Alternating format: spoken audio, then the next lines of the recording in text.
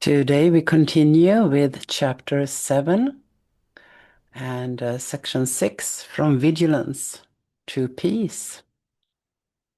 We start with paragraph 7. If you will keep in mind what the Holy Spirit offers you, you cannot be vigilant for anything but God and His kingdom. The only reason you may find this hard to accept is because you may still think there is something else. Belief does not require vigilance unless it is conflicted. If it is, there are conflicting components within it that have led to a state of war, and vigilance has therefore become essential. Vigilance has no place in peace. It is necessary against beliefs that are not true and would never have been called upon by the Holy Spirit if you had not believed in the untrue. When you believe something, you have made it true for you. When you believe that God does not know, your thought seems to contradict His, and this makes it appear as if you are attacking Him. Right, so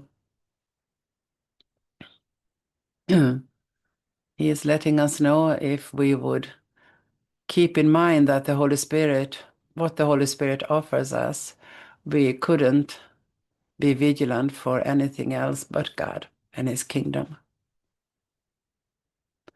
This is what the Holy Spirit offers us, a thought system that is complete and total in itself. And it's the only truth that exists. It's our reality.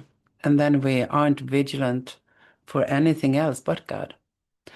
And He lets us know that the only reason that we can't accept that is because we think there is something else, the ego's thought system. And belief doesn't require vigilance unless it is conflicted, and we live in this conflict. And He calls this conflict war, actually. And we need to be vigilant to see what we are thinking. If we are thinking with the ego, which is not thinking at all, it's mindlessness, and if we are thinking with the voice for God here. So we need to be vigilant on who we are thinking with. Back home in God, where we truly are, vigilance has no place because there is peace. There is no seeming opposite thought as it seemed to be here in the illusion. So vigilance is needed against beliefs that are not true.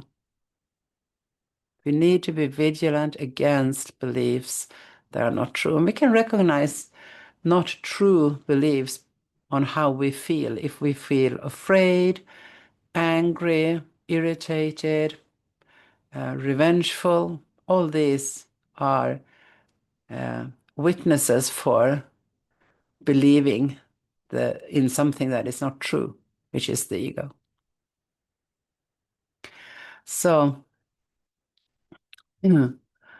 the Holy Spirit wouldn't call us to be vigilant if we hadn't started to believe what is untrue.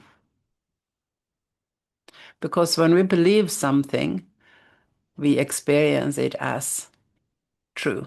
It doesn't matter if it is true or not. If I put my belief in it, I will experience it as true. And the Holy Spirit helps me to see that it's not. So one untruth is when I believe that God doesn't know, then my thought seems to contradict his. When I believe that I know more than God, that I know that separation is true, that is, believing that I know more than God and that God does not know.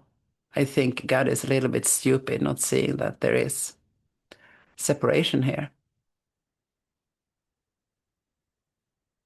That is contradicting his knowledge. And this seems to appear as if I am attacking God. So every time I believe that there is a separation going on, I am attacking God.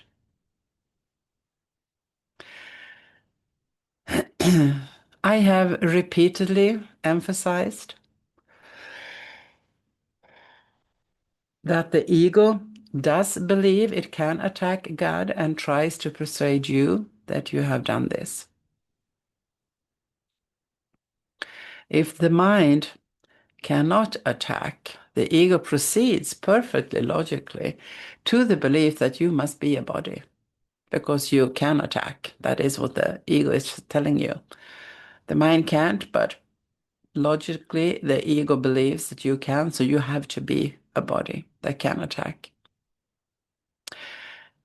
By not seeing you as you are, it can see itself as it wants to be, not as it truly is, but what it wants to be. The ego doesn't exist, but it wants to exist. It wants to see itself as existing and alive. By not seeing me as I truly am, it can see itself as it wants to be. Aware of its weakness, the ego wants your allegiance because the ego is completely weak because it doesn't exist. And it's aware of its weakness. It needs my allegiance. It needs my belief in it so it can seemingly exist. Aware of its weakness, the ego wants your allegiance, but not as you really are.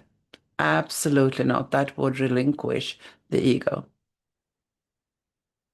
The ego, therefore, wants to engage your mind in its own delusional system because otherwise the light of your understanding would dispel it.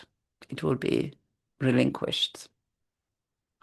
It wants no part of truth because the ego itself is not true. The ego wants no part of truth. Nothing about the ego is true because the ego itself is not true. If truth is total, the untrue cannot exist. Commitment to either must be total. They cannot coexist in your mind without splitting it. If they cannot exist, if they cannot coexist in peace, and if you want peace, you must give up the idea of conflict entirely and for all time. This requires vigilance only as long as you do not recognize what is true. So I will practice vigilance as long as I believe in the ego and the Holy Spirit and jump between these two thought systems. When I am completely and totally surrendered to the Holy Spirit's thought system, I don't need vigilance anymore because I only hear the voice of God here.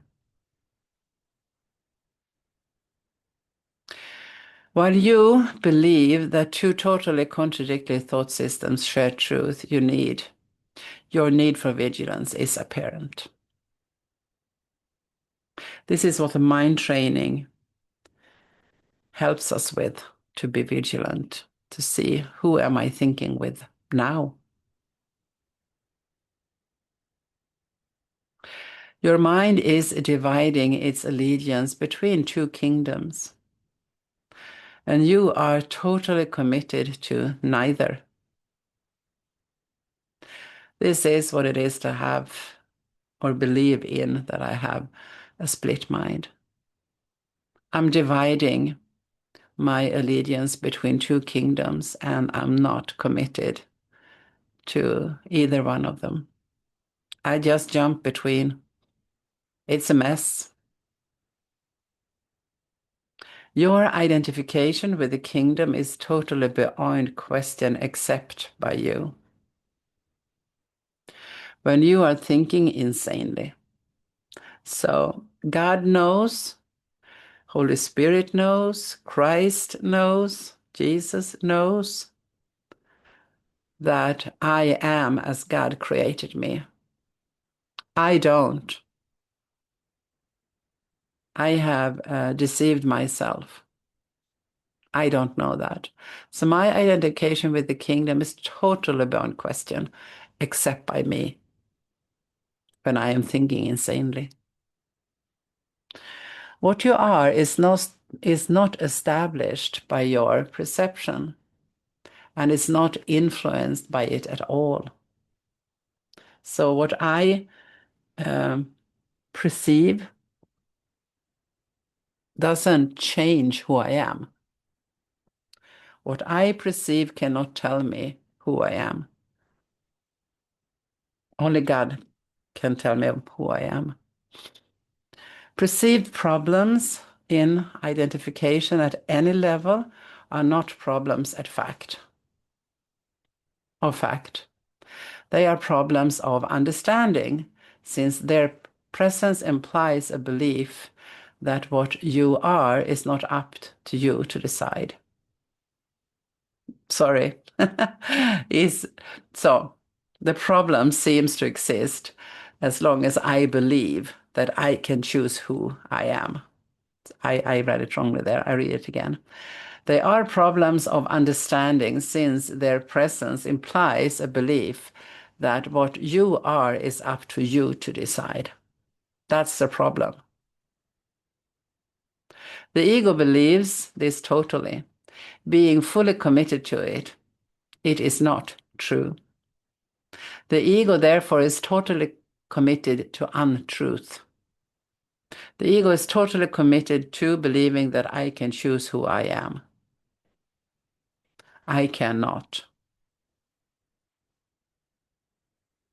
Only God choose who I am. The ego is therefore totally committed to untruth, perceiving in total contradiction to the Holy Spirit and to the knowledge of God. You can be perceived with meaning only by the Holy Spirit, because your being is the knowledge of God. You can be perceived with meaning only by the Holy Spirit, because your being is the knowledge of God. So, a continuous mind training with the Course of Miracles will show this. And I start to feel the difference of what's meaningful and what's meaningless. And it's meaningful to think together with Holy Spirit. It fills me with meaning, with purpose. And I start to receive that I am the knowledge of God. I am God's creation, nothing else. Any belief you accept apart from this will obscure God's voice in you, and will therefore obscure God to you. Unless you perceive His creation truly, you cannot know the Creator, since God and His creation are not separate. The oneness of the Creator and the creation is your wholeness, your sanity, and your limitless power. And this is what we start to feel. You feel this wholeness, you feel the sanity, when choosing to practice forgiveness and receiving the Holy Spirit's teachings. This limitless power is God's gift to you because it is what you are. And you can feel it when you start to receive it because it fills you up. If you dissociate your mind from it, you're perceiving the most powerful force in the universe as if it were weak because you do not believe you're a part of it. Most of us walk around here in the illusion, feeling this weakness, not believing we are a part of this limitless power. And for me, A Course in Miracles have helped me to start to be in touch with it. And it's not something, I don't know, like Superman or Bionic Woman or something. It's peaceful, fulfilling feeling, a knowledge, a soft knowledge, clearness, peaceful, very peaceful. Perceived without your part in it, God's creation is seen as weak, and those who see themselves as weakened do attack. The attack must be blind, however, because there is nothing to attack. Separation doesn't exist. We are one, and in God, and one with God. Who would I attack? There is nothing to attack. Therefore, they make up images. This is what we do here. We make up images. What we see here in the illusion is images. Therefore, they make up images, perceive them as unworthy, and attack them for their unworthiness. This is what we do here in the illusion. We see ourselves and everybody else as unworthy, and we attack them for their unworthiness. This is what is going on all the time in time. Oh no, maybe you think, not me, I don't do that. Well, start to be vigilant. Look at the thoughts coming through you. The ego doesn't want you to see this. The ego doesn't want to be exposed because when you see it, you will give it to the spirit and say, oh, I don't want this. I really don't want to see myself and others as unworthy. No, I don't want to attack them for their unworthiness. Please help me.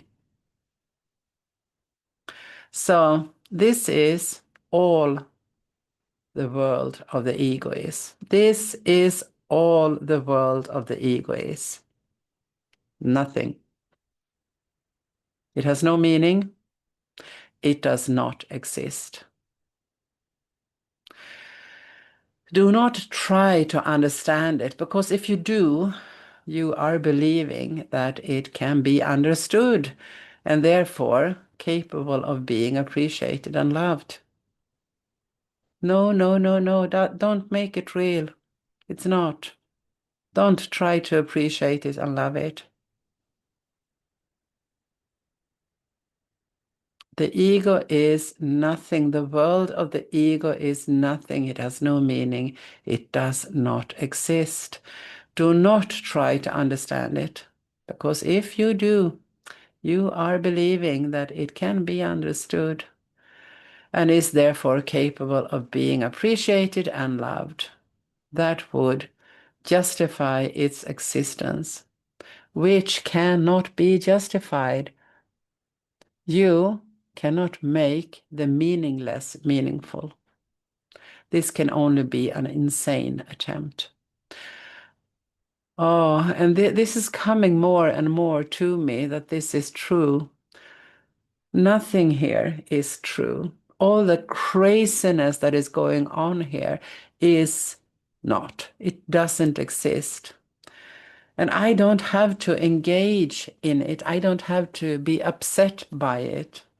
I don't have to believe in it. And it's such a liberating experience to know that I don't have to believe in whatever is happening here in this crazy world. I can listen to only the voice of God through you, through me, through everything.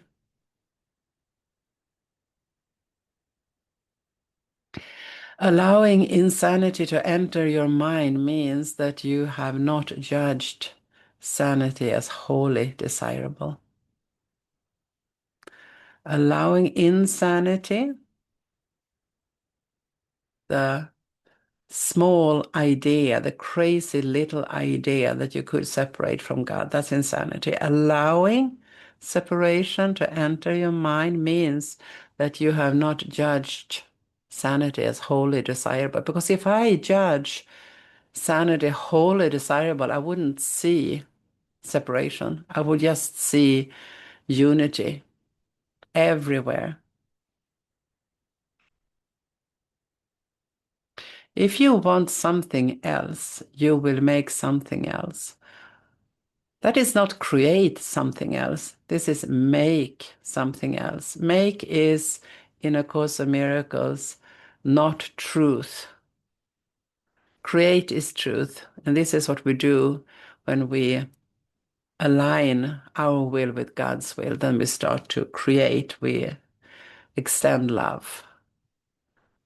But making is fantasy. So if I want something else than sanity, I will make something else.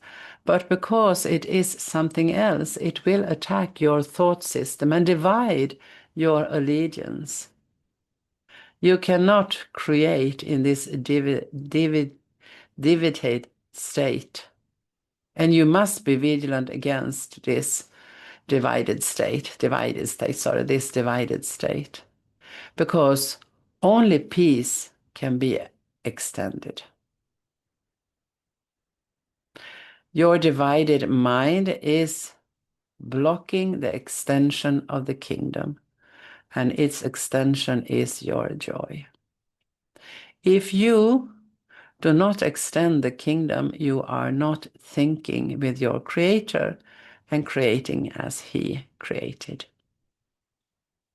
So this describes the difference between make and create.